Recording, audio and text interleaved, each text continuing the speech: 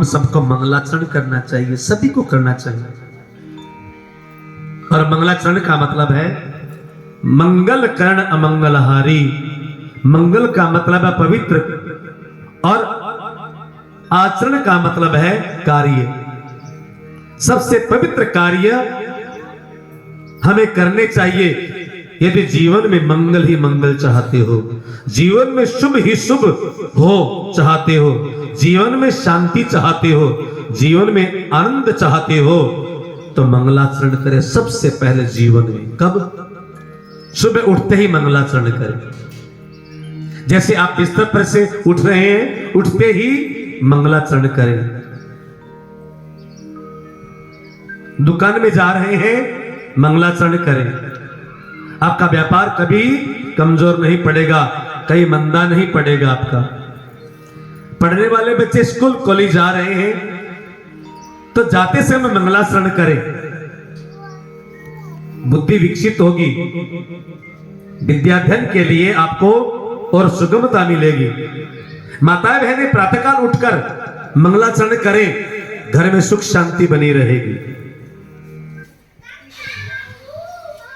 Office में जाने वाले जो भाई हैं, जो बहनें हैं, ऑफिस में जाने से पहले मंगलाचरण करें, बहुत अच्छा दिन बीतेगा।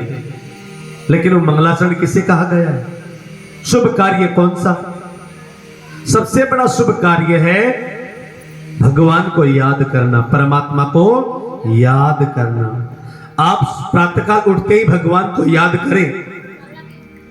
जिन्होंने निजना मंत्र ले रखा है, प्रातःकाल उठते ही 21 बार बैठे बैठे आप निजना महामंत्र का जाप करें और रात को सोने से पहले इस निजना महामंत्र का जाप करें। इसी का नाम मंगलाचरण। और आइए, क्योंकि आज हमारी भागवत प्रारंभ हो रही है, हम भी मंगलाचरण कर लेते हैं। सच्चिदानंद रूपाय विश्वोत्पत्त्यादि हेतवे तापत्रय विनाशाय श्री कृष्णाय वयं नमः। तापत्रय विनाशाय श्री कृष्णाय वयं नमः। ये भागवत का मंगलाचरण है। मैं 2 शब्दों में इस मंगलाचरण का अर्थ बताऊंगा, फिर सबकी छुट्टी करूंगा। कल मिलेंगे फिर 2:30 से 5:30। ठीक है? ठीक है टाइम? कल 2:30 से 5:30 ये टाइम रखेंगे। लेकिन आज अभी मंगलाचरण का अर्थ जरा सा देखो। हम सब परमात्मा को देखना चाहते हैं। बच्चे ही पूछ लेते हैं, माँ तू मंदिर हर रोज आती है, भगवान मिला है तुझे? कहोगे ना, मुझे नहीं मिला, है ना? कोई पूछ लेगा भगवान से मिले हो? हम कहेंगे नहीं। कई लोग क्या कहते जी, जो पुराने भक्त थे ना उनको मिल गए। नरसिंह को मिला, सूरदास को मिला, कबीर को मिला, धन्य को मिला, ध्रुव को मिला, प्रहलाद को मिला, मीराबाई को मिला।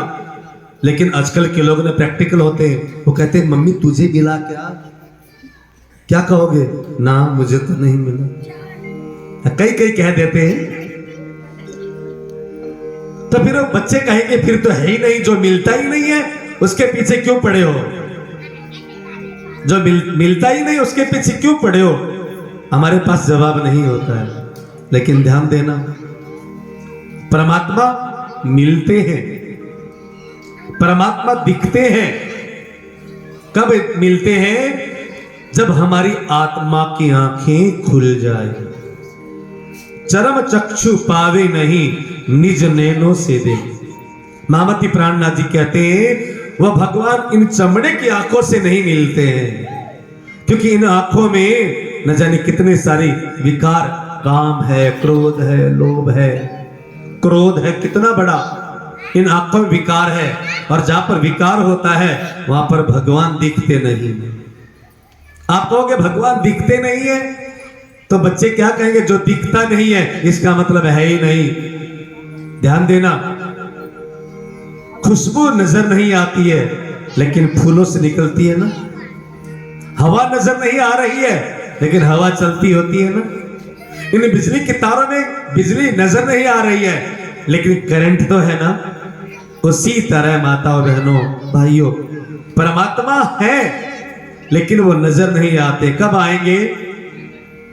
फूल की खुशबू का अनुभव कब करेंगे हम?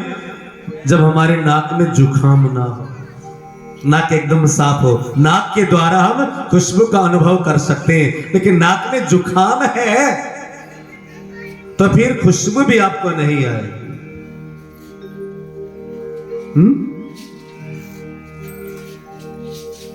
आप कोई चीज खा रहे हैं, उसका स्वाद आपको मिल रहा है, जीभ के द्वारा मिल रहा है, लेकिन बुखार हो जाए, जीभ का स्वाद बिगड़ जाए, आपको हलवा खिलाया जाए तो क्या कहेंगे? ना, हलवा तो कड़वा है। कड़वा है क्या?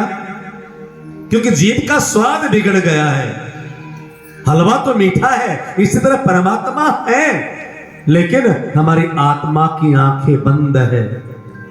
हम अज्ञान रूपी अंधकार में पड़े हुए हैं, भ्रम में पड़े हुए हैं। उस भ्रम को निकालने के लिए फिर गुरु की आवश्यकता होती है, और गुरु के संधि में जाओगे तो आत्मा की आंखें खुल जाएगी और परमात्मा नजर आने शुरू हो जाएंगे। वो परमात्मा कैसे है? सत्य, चिद और आनंद के स्वरूप है। सत्य कभी दिखता नहीं है, चिद कभी दिखता नहीं है, और आनंद भी कभी दिखता नहीं है। इसका तो अनुभव किया जाता है। परमात्मा सत्य, चिद और आनंदमय है। और वो परमात्मा करते क्या है? विश्वोत्पत्त्यादि हेतवे वह परब्रह्म परमात्मा ब्रह्मा विष्णु महादेव को आज्ञा देकर ब्रह्मा जी के द्वारा जगत की रचना करवाते हैं, भगवान विष्णु के द्वारा पालन करवाते हैं, और भगवान शिव के द्वारा संहार करवा देते हैं। हम जिनको ब्रह्मा विष्णु और महादेव कहते हैं, अंग्रेज उनको गॉड कहते हैं। गॉड में भी 3 अक्षर है, G-O-D, God. G for generator, बनाने वाले Brahma ji. O for operator, संभालने वाले भगवान विष्णु। D फॉर डिस्ट्रॉयर, सर्वनाश करने वाले शिव। तो वो परमात्मा ब्रह्मा विष्णु महादेव को आज्ञा देकर बनाते हैं, संभालते हैं और खत्म कर देते हैं। और उन परमात्मा का स्वभाव कैसा है? तापत्र विनाशाय। परमात्मा का स्वभाव इतना अच्छा है जो उनकी शरण में आ जाता है, जो उनको जान लेता है, मानने का नहीं, मैं यहां मानने का नहीं कह रहा हूं, जो परमात्मा को जान लेता है, जो उनकी शरण में आ जाता है, वो भगवान उन भक्तों के 3 तरह के दुखों को मिटा देते हैं। और हम सबके जीवन में 3 तरह के दुख लगे हुए हैं। एक तन का दुख, एक मन का दुख, एक आत्मा का दुख। और संतों की भाषा में आदि देविक रोग, आदि भौतिक रोग और आध्यात्मिक रोग। एक तन का रोग, एक मन का रोग, एक आत्मा का रोग। और आत्मा का रोग कौन सा होता है? जन्मने और मरने का रोग। यह सबसे बड़ा भयंकर है। इस रोग की दवा भी परमात्मा के पास है। मन में दुख है कोई, तो उस दुख को भी परमात्मा ही मिटा सकते हैं। और तन का कोई रोग है, उस रोग को भी परमात्मा ठीक कर सकते। कब? जब शरणागत हो जाए। माताओं बहनों भाइयों, ये शरणागत शब्द है तो बहुत छोटा, लेकिन इसकी व्याख्या करना शुरू कर देंगे ना तो 7 दिन भी कम पड़ जाते हैं। परमात्मा की शरणागति हो जाना, और जो परमात्मा की शरणागत हो जाता है, परमात्मा उनके 3 तरह के तीनों दुखों को खत्म कर देते हैं। और वो सच्चिद आनंद परमात्मा है कौन? श्री कृष्णाय वयम नमः। उस अक्षरातीत श्री कृष्ण को हम बार बार नमन करते हैं और बार बार प्रणाम करते हैं। मेरी लगी श्याम संग प्रिय